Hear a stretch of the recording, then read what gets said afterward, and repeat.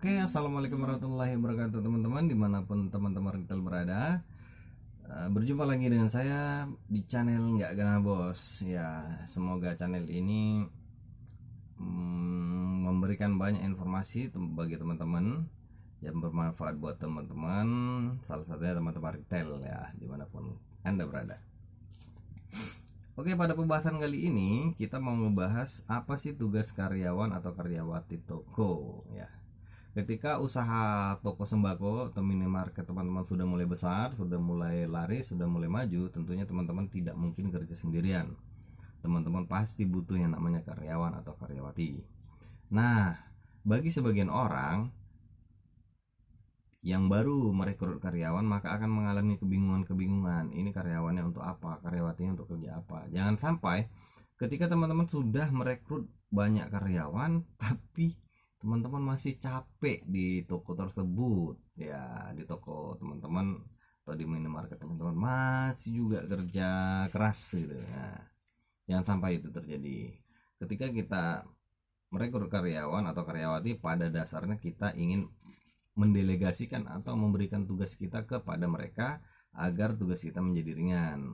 Tapi kalau ketika kita sudah punya karyawan atau karyawati tapi kita masih capek gitu, masih kesana kemari ngurusin, berarti sama dengan bohong dong. Nah, harapan kita adalah ketika kita memiliki karyawan atau karyawati, semua itu bisa berjalan, bisa bekerja sesuai dengan tugasnya, dan kita sebagai owner tidak begitu capek ya. Oke, kita langsung aja ke tugas-tugas karyawan atau karyawati toko. Yang pertama, yang hal vital satu, kasir. Nah, teman-teman harus mendelegasikan salah satu karyawan dari teman-teman atau karyawati teman-teman untuk menjadi kasir. Kasir di mana? Yaitu kasir di toko atau di minimarket atau toko retail sembako teman-teman. Nah, kasir pilihlah orang-orang yang teliti, orang-orang yang bisa cepat dan orang-orang yang senyum dan ramah untuk bekerja untuk ditempatkan di kasir. Jangan letakkan karyawan-karyawan yang wajahnya yang tidak ramah, yang pemalu, itu tidak bisa dimasukkan di kasir. Carilah karyawan di antara karyawan teman-teman itu yang paling ramah kepada pelanggan, itu yang ditaruh, dan orang yang teliti serta orang tipe karyawan yang ya mohon maaf nih kalau bisa ada ya, kalau perempuan tuh yang agak sedikit-sedikit ya menarik lah, cantik atau menarik, itu lebih bagus ditempatkan di kasir dikarenakan itu bisa menjadi salah satu daya tarik ya dari toko teman-teman. Yang nomor dua yaitu bersih. Jadi karyawati atau karyawan teman-teman harus bisa bersih-bersih di area toko, membersihkan lantai, mengepel lantai, membersihkan rak dan segala macamnya. Sifatnya bersih-bersih itu dikerjain, tapi yang berkaitan dengan toko. Yang nomor tiga, tugas karyawan teman-teman itu beres-beres. Beres apa? Beres-beres barang yang datang mungkin. Nah, itu diberes-beres, ada yang dimasukin gudang, ada yang ditata. Nah, itu termasuk beres-beres.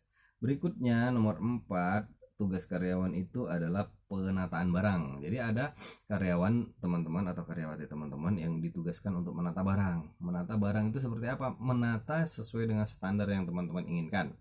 Tapi kalau bisa dengan standar yang rapi dan bersih. Seperti ini misalnya. Kalau misalnya ada barang seperti ini, kelihatan mungkin tersusunnya seperti ini kan tidak rapi. Nih. Nah, mereng dia kan, maka harus dirapiin. Inilah yang disebut tata menata. Ditata sesuai dengan bagiannya, ditata sesuai dengan raknya, gimana biar rapi, bersih, nyaman dan enak dipandang. Berikutnya, salah satu tugas karyawan atau karyawati teman-teman yaitu menginput barang ke sistem. Nah, jadi bagi teman-teman yang sudah memakai sistem aplikasi di kasir, di tokonya atau di minimarketnya, wajiblah teman-teman untuk menempatkan karyawan teman-teman salah satunya di tugasnya yaitu untuk menginput barang masuk.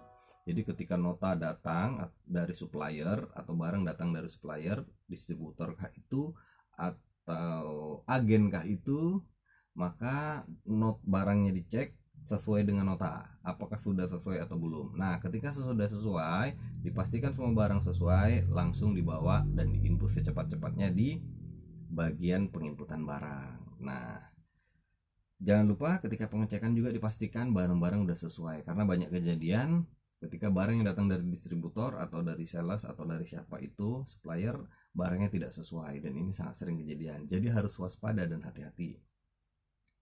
Yang berikutnya ada karyawan teman-teman nomor 6, yaitu mengecek barang rusak. Jadi barang-barang yang rusak, expired, itu juga harus dipisahkan, diambil, dikeluarin, disimpan atau diapain lah, terserah. Itu juga salah satu tugas karyawati toko ya. Berikutnya, yang salah satu hal yang paling penting juga adalah pengecekan inventory. Ya, ini inventory, stok barang. Jadi salah satu karyawan teman-teman, atau ini kalau ini boleh lah teman-teman sendiri lakukan, bantu, yaitu mengecek barang habis dan mengecek barang-barang apa yang laju dan tidak di toko. Nah, ini harus diteliti, jangan sampai kita membeli barang lebih banyak tapi tidak begitu jalan, maka ini akan berbahaya. Oleh karenanya harus sering-sering dicek barang. Kadang-kadang juga ada barang hilang segala macam, itu juga harus dicek. Berikutnya, ketika pagi hari, kalau misalnya memang masuk pagi, ada misalnya satu shift ya, maka karyawan atau karyawati teman-teman datang untuk opening toko, untuk buka toko, yaitu beres-beres dulu lah segala macam, mempersiapkan, menghidupkan komputer kasir, beres-beres agar terlihat rapi di pagi hari. Nah, ketika teman-teman closing misalnya di malam hari, tutup toko, sebelum karyawan atau karyawati pulang, mereka harus melakukan tutup buku atau tutup pembukaan, atau kalau saya sebutnya closing. Closing ini buat apa? Yaitu karyawan atau karyawati salah satu tugasnya adalah melakukan pengecekan antara jumlah penjualan yang ada di komputer kasir dengan uang yang tersedia di laci. Nah, ini harus balance. Nah, juga harus dicocokin dengan uang keluar masuk. Misalnya hari ini ada belanja kemana, ada sales apa yang datang, tentunya itu sebagai uang keluar. Nah, kita pasti mengeluarkan uang. Lalu kalau misalnya ada uang-uang tertentu, misalnya penjualan, contoh penjualan barang-barang bekas seperti kardus, seperti apa, itu gimana caranya dimasukin dalam sebuah data ya, data closing namanya kalau saya. Nanti mungkin teman-teman, kita suatu saat akan membuat gimana sih cara closing kasir atau cara closing tutup toko. Nah, kita akan buat videonya, apa-apa saja item yang perlu dilihat, diperhatikan, dan ditulis atau diketik atau dimasukkan ke dalam sistem. Nah, itulah teman-teman beberapa tugas karyawan toko atau karyawati toko yang harus teman-teman delegasikan kepada mereka. Karena jika itu tidak diberikan kepada mereka atau tidak diberikan kepada karyawan teman-teman atau karyawati teman-teman, maka teman-teman sendiri yang akan capek, teman-teman sendiri yang akan lelah, dan teman-teman harus membuat. Karena semua barang apapun, transaksi apapun harus kedetek di sistem. Nah, gitulah intinya teman-teman. Tugas-tugas karyawan atau karyawati toko, minimarket, sembako, atau retail. Oke. Buat teman-teman yang suka dengan video saya, mungkin bisa komen di kolom komentar. Mungkin bagi yang ingin bertanya juga silakan, tapi mungkin saya nggak bisa balas cepat, tapi sebisa mungkin saya balas. Oke, wassalamualaikum warahmatullahi wabarakatuh. Buat teman-teman cukup sampai di sini, dan salam sukses teman-teman retail di seluruh Indonesia. Wassalam.